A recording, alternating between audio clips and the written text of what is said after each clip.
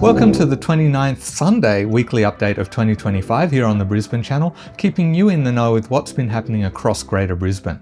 This week, AI-controlled traffic systems on their way, Star still doing what Star seems to do best, airport mishaps, a new support hub for people doing it tough, and heaps more. And can you believe it's August already? That means it's the month of the Ekka, and Brisbane Festival is on its way too.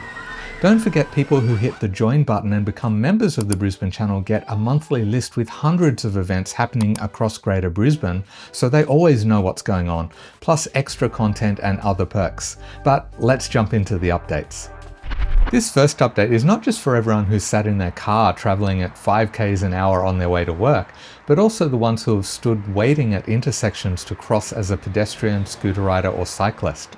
That's because the experimental application of new and emerging AI traffic management technologies, due to begin in 2026 in Brisbane, is not only hoped to improve the flow of motor vehicles.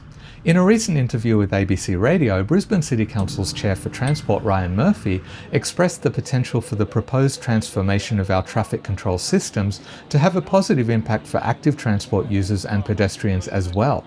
As part of Brisbane's Smart Suburban Corridors project, AI technology will be used to dynamically respond to the traffic situation in real time to improve traffic flow. The system will be trialled in one major corridor, and if successful, Council hopes to then implement it across the entire network. It's early days, so details are scarce, but the Brisbane Channel will keep our ear to the ground to keep you updated as details emerge, so make sure you're subscribed and have hit the bell to enable all notifications. If you're a business owner, reaching and connecting with a broader audience can be challenging.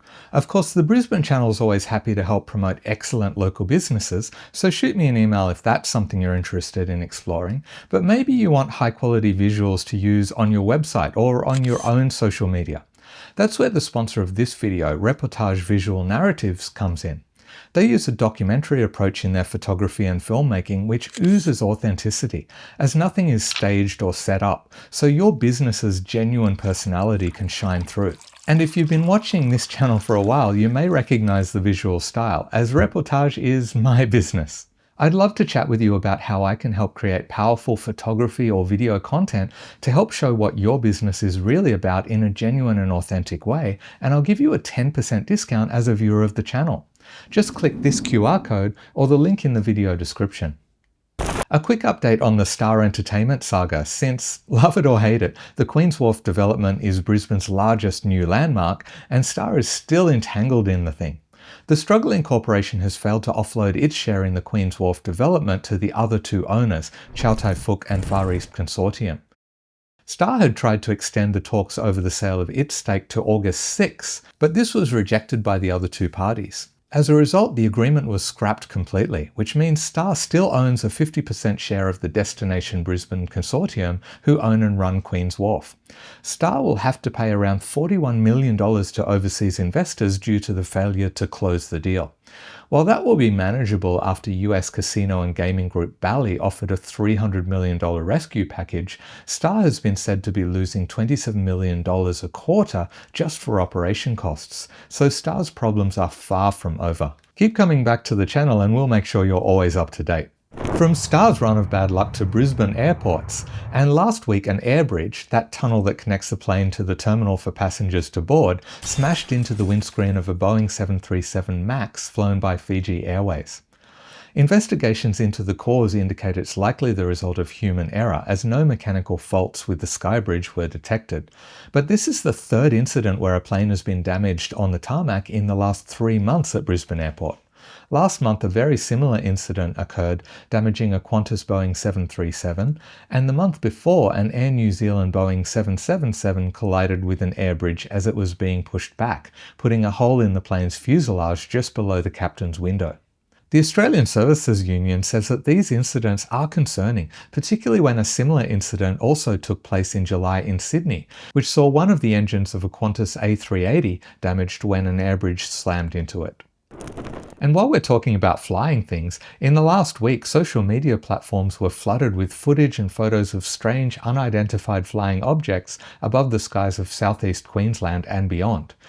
For a while, the mysterious flying objects remained unidentified until 7 News reported that astrophysicist Brad Tucker identified them as a Chinese rocket called Long March 3B, or Changzheng Sanhaoyi, launched from Xichang Satellite Launch Center in China. Now, I've been trying to step up my fact-checking here on the Brisbane Channel, and I dispute this information.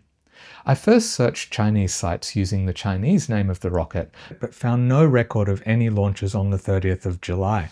I then tried English language sites and found nothing.